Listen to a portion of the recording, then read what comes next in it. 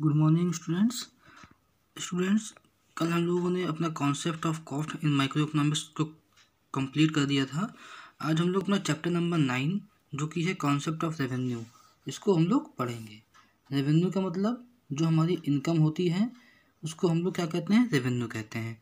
Revenue का मतलब पैसा मनी कुछ भी आप कर सकते हो।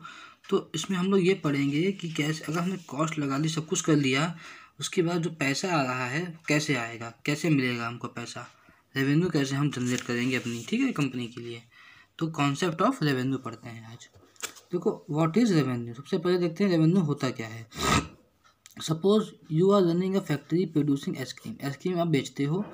आप 1000 आइसक्रीम बनाते हो जिसको बेचने से आपको 5000 रुपये मिलते हैं। तो in economics this amount of 5000 is called revenue. Thus by selling a commodity whatever money a firm receives is called revenue। ठीक है, the revenue of a firm is its sales receipt or money receipt from the sale of a product। ठीक है, जो भी आपने item अपनी company में अपने फैक्ट्री में बनाया उसको बेचने से जो आपको इनकम मिलती है उसे क्या कहा जाता है, रेवेन्यू। रेवेन्यू में आपकी कॉस्ट प्लस प्रॉफिट दोनों जुड़ा होता है। ठीक है, टोटल रेवेन्यू इसे कहते हैं। Total TR is equal to cost plus profit. कैसे, मान लीजिए 5000 आपने मिली तो 5000 में आपके 4000 तो कॉस्ट लगी होगी, आपने 1000 रुपये प्रॉफिट कमाया होगा, तो कितना आपका टोटल रेवेन्यू हो गया, 5000। ठीक है, 5000 कैसे निकलता है, आपकी कॉस्ट जितनी लगाई और प्लस प्रॉफिट आपने जितना भी जो मिला, दोनों को जोड़ के जो आपकी आती है उसे टोटल रेवेन्यू कहा जाता है। Revenue and profit are different concepts. Revenue अलग चीज़ होती है, प्रॉफिट अलग चीज़ होती है। The concept of revenue is different from the concept of profit. The following question shows the difference. Profit is equal to revenue minus cost. अभी मैंने बताया आपको revenue is equal to cost plus profit. Revenue क्या होती है, cost profit. ठीक है, और लेकिन प्रॉफिट क्या होता है, रेवेन्यू माइनस कॉस्ट। रेवेन्यू में से मतलब जो रेवेन्यू होता है वो जो आपने कॉस्ट लगाई उस प्रोडक्ट को बनाने के लिए, और जो प्रॉफिट उसमें मिला, दोनों को जोड़ के जो होता है वो क्या होता है, रेवेन्यू। और प्रॉफिट क्या होता है, कॉस्ट में से रेवेन्यू को माइनस करो। रेवेन्यू में से कॉस्ट को जो माइनस करेंगे तो क्या आएगा, प्रॉफिट आएगा। तो प्रॉफिट और रेवेन्यू क्या होता है, अलग अलग चीज़ें होती हैं। ठीक है, अब देखते हैं कितने टाइप का रेवेन्यू होता है। तो 3 टाइप्स के रेवेन्यू होते हैं। Revenue is estimated in 3 different ways, क्योंकि टोटल रेवेन्यू, मार्जिनल रेवेन्यू और एवरेज रेवेन्यू। ठीक है, सबसे पहले देखते हैं टोटल रेवेन्यू।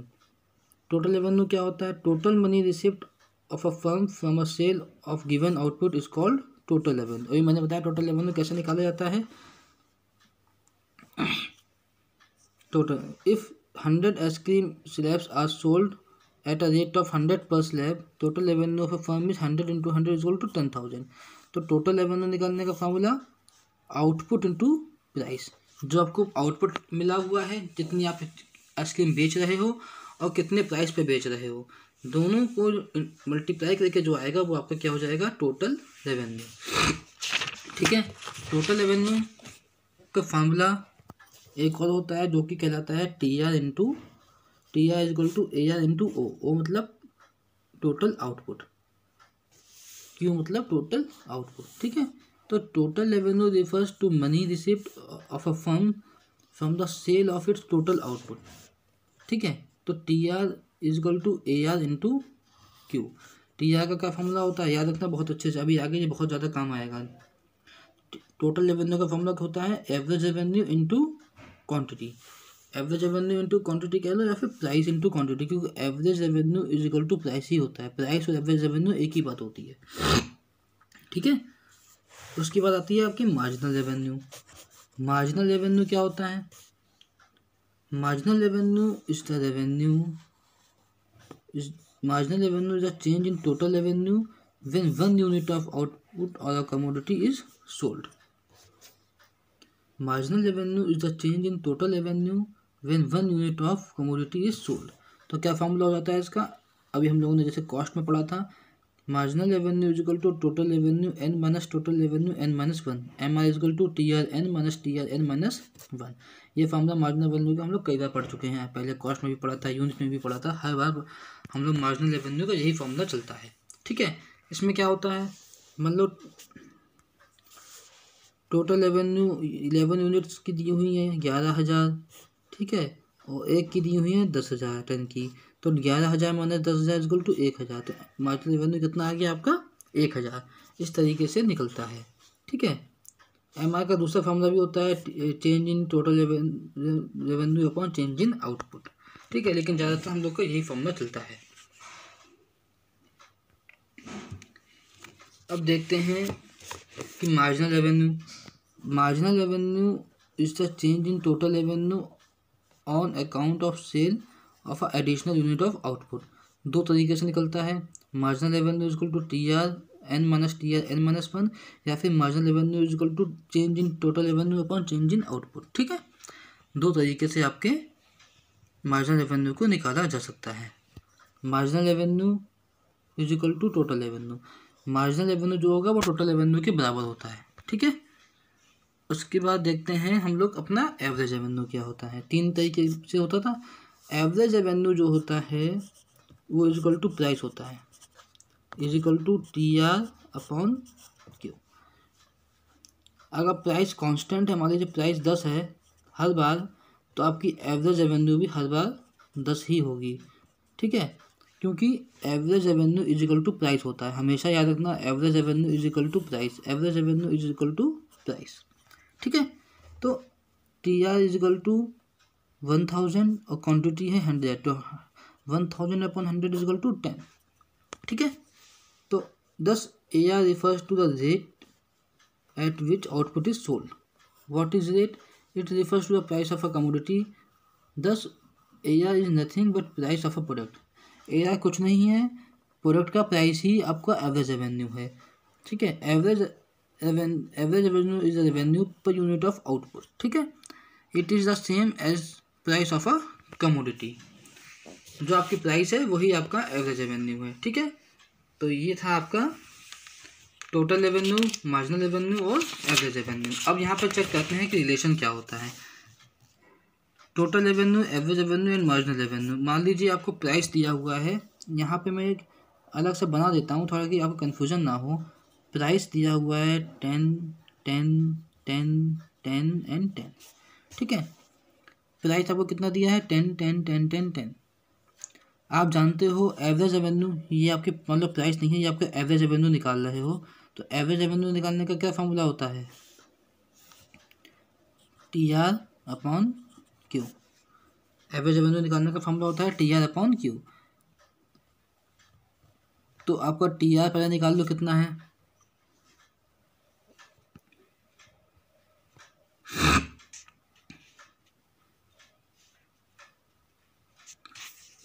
TR निकालो, AR इंटू Q, मतलब प्राइस P इंटू Q। तो P कितना है आपका 10 इंटू 1 10 आ गया, 10 इंटू 2 20 आ गया, 10 इंटू 3 30 आ गया, 10 इंटू 4 40 आ गया, 10 इंटू 5 50 आ गया। टोटल रेवेन्यू निकल आया। अब आप निकाल लोगे AR। AR कैसे निकलता है, total revenue upon Q। Total revenue कितना है 10/1 10, 20/2 10, 30/3 10, 40/4 10, 50/5 10। तो आपका टोटल रेवेन्यू भी आपका 10 आ गया। क्यों, क्योंकि आपका प्राइस भी 10 था, इसलिए आपका टोटल एवरेज रेवेन्यू भी 10 ही आया। क्योंकि अगर प्राइस कांस्टेंट है तो आपका एवरेज रेवेन्यू भी कांस्टेंट ही रहता है, और अगर आपका एवरेज रेवेन्यू कांस्टेंट होगा तो फिर आपका मार्जिनल रेवेन्यू भी कांस्टेंट ही आएगा, हर बार 10 ही आएगा। क्यों आएगा आप चेक भी कर लो। 10 - 0 is equal to 10, 20 - 10 is equal to 10, 30 - 20 is equal to 10, 40 - 30 is equal to 10, 50 - 40 is equal to 10। तो क्या रिलेशन बना आपका, now you can check the following relationship, मतलब TR is equal to AR into Q। अब यहाँ पे ये हो रहा है कि अगर आपका प्राइस कांस्टेंट है, मान लीजिए जब भी ये इसको हम लोग कहते हैं परफेक्ट मार्केट में,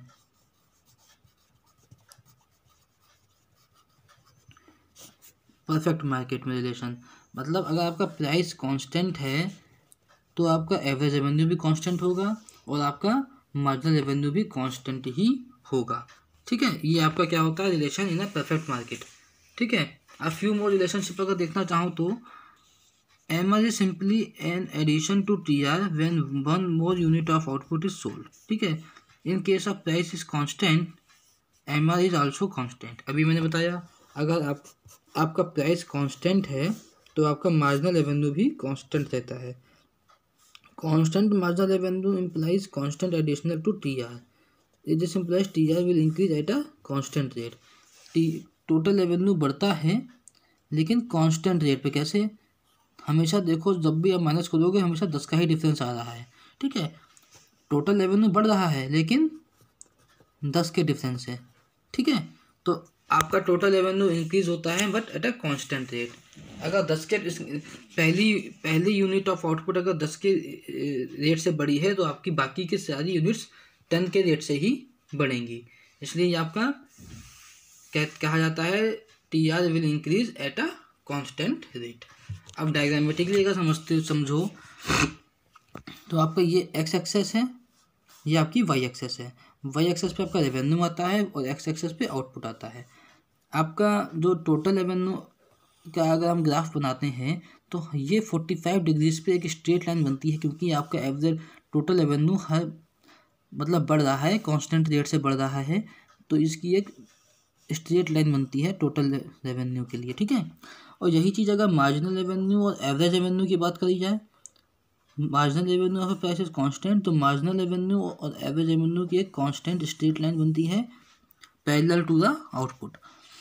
तो ये आपका एवरेज रेवेन्यू होता है, टोटल रेवेन्यू होता है, ये आपका मार्जिनल और एवरेज रेवेन्यू का एक ही तरीके का ग्राफ बनता है जो कि बिल्कुल कांस्टेंट रहता है। Marginal revenue is shown to be constant because AR is constant.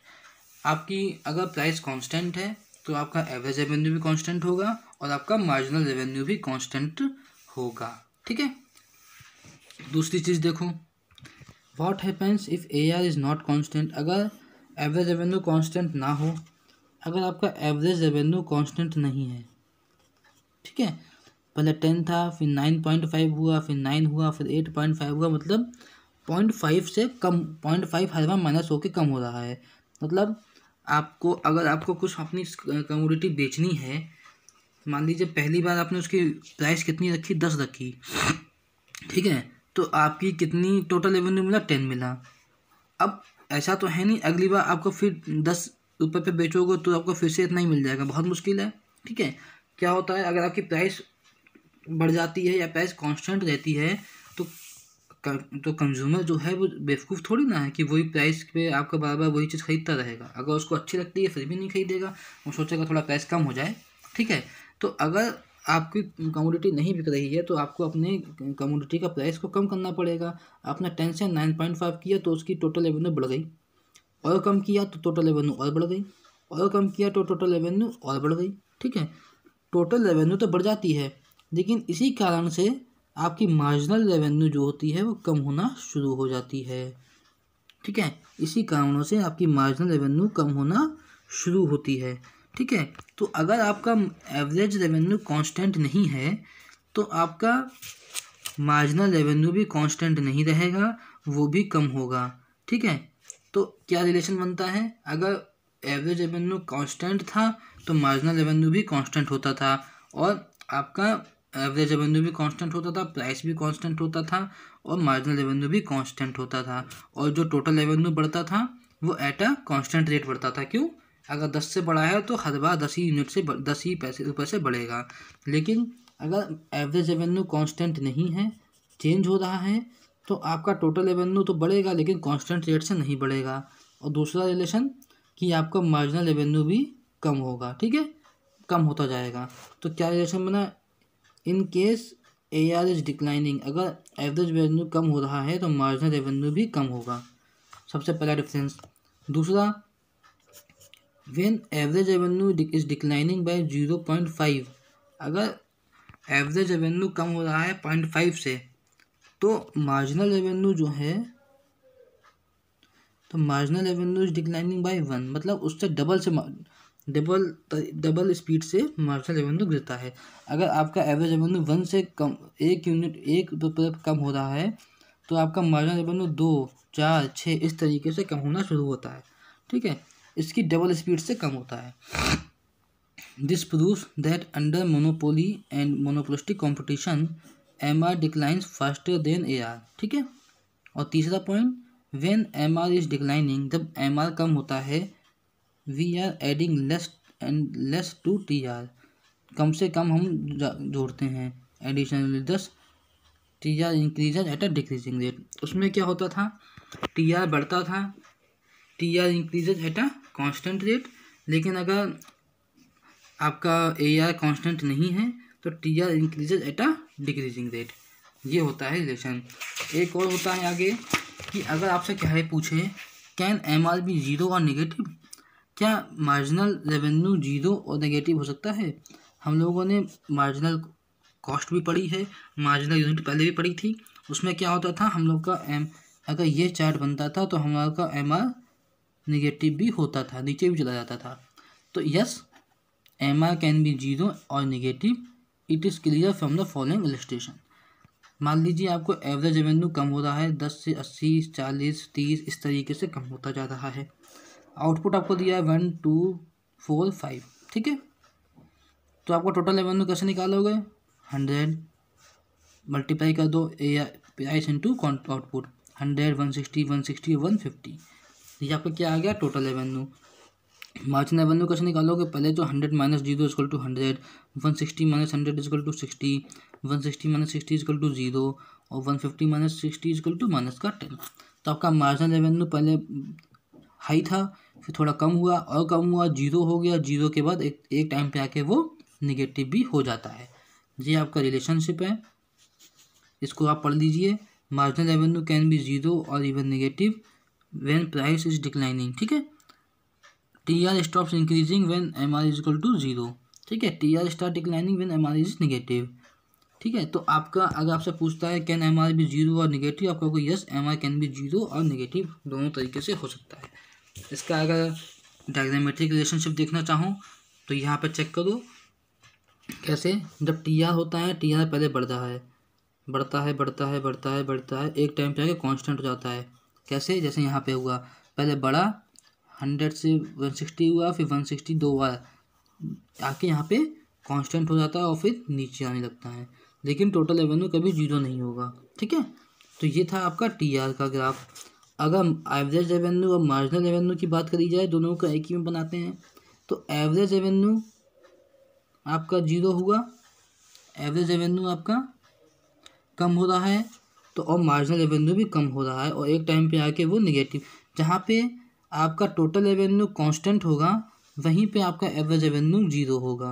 और एवरेज उसी के बाद अगर आपका एवरेज मार्जिनल टोटल रेवेन्यू आपका क्या कहते हैं कम हो गया, अगर टोटल रेवेन्यू कम हो गया है तो आपका मार्जिनल रेवेन्यू निगेटिव हो जाता है। ठीक है। ये आपका किस चीज़ का ग्राफ बनता है, टोटल रेवेन्यू और एवरेज रेवेन्यू और मार्जिनल रेवेन्यू का ग्राफ होता है। ठीक है। इस तरीके से बनता है diagrammatic representation of average revenue, marginal revenue and total revenue. When average revenue is falling, marginal revenue falls faster than average revenue. ठीक है। अगर एवरेज रेवेन्यू गिर रहा है तो मार्जिनल रेवेन्यू उससे ज़्यादा तेज़ी से गिरता है। ठीक है। इम्पॉर्टेंट